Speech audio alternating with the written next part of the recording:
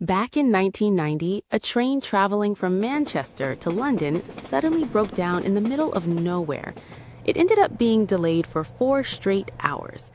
On that train sat a young woman. She had no pen, no book, nothing to do. She could only sit there, staring out the window at a few cows slowly chewing grass. She was bored out of her mind. Now, let's play a what-if game. Imagine you time traveled back to 1990 and handed her a smartphone. What happens? She'd dive right in, wouldn't she? Scrolling through viral memes, watching short clips, playing Candy Crush, and texting her friends to vent about the delay.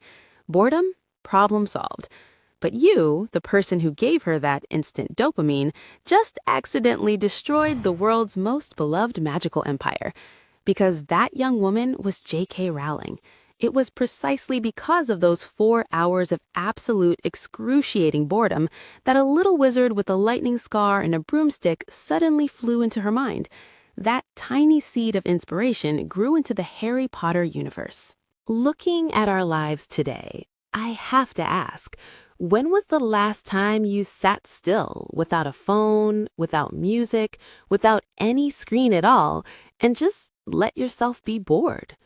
Does the mere thought of nothing to do make you reflexively reach for your pocket? Today, we scroll through videos just to kill time while we're in the bathroom. Boredom has become the rarest thing on earth. So today, I want to talk to my 2 kids who fear boredom like it's a monster, and to all the adults who can't even eat a meal without a screen. Why is it that the smartest people are now saying boring is beautiful? First off, boredom isn't useless.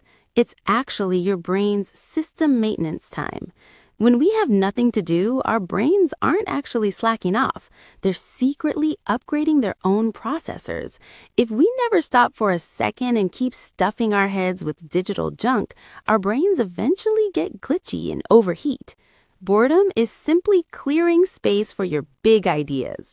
While you're staring at a wall, your brain is quietly working in the background, integrating that joke you heard yesterday, that vocabulary word you learned last week, and that cool building you just saw.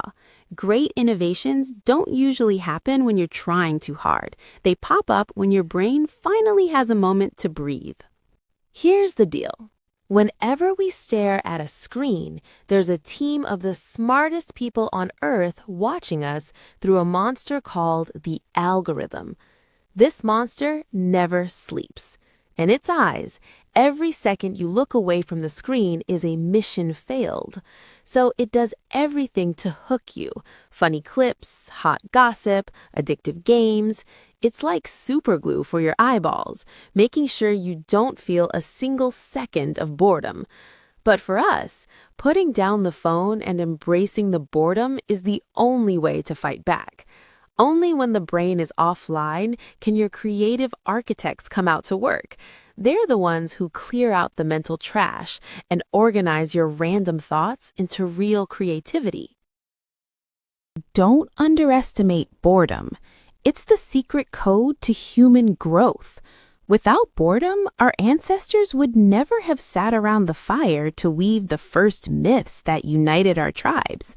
Without boredom, we wouldn't have spent long nights staring at the stars, dreaming of the cosmos, and eventually launching rockets into space.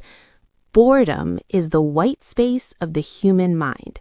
It's where every great idea begins. Next time you catch yourself saying, "I'm so bored," don't surrender to your phone. Put it down. Stare out the window. Watch the clouds change shape. Listen to the wind. Give your brain a little gap to breathe and watch how magic starts to grow in that space. I'm Alice, here at AliceinStickland. See you next episode.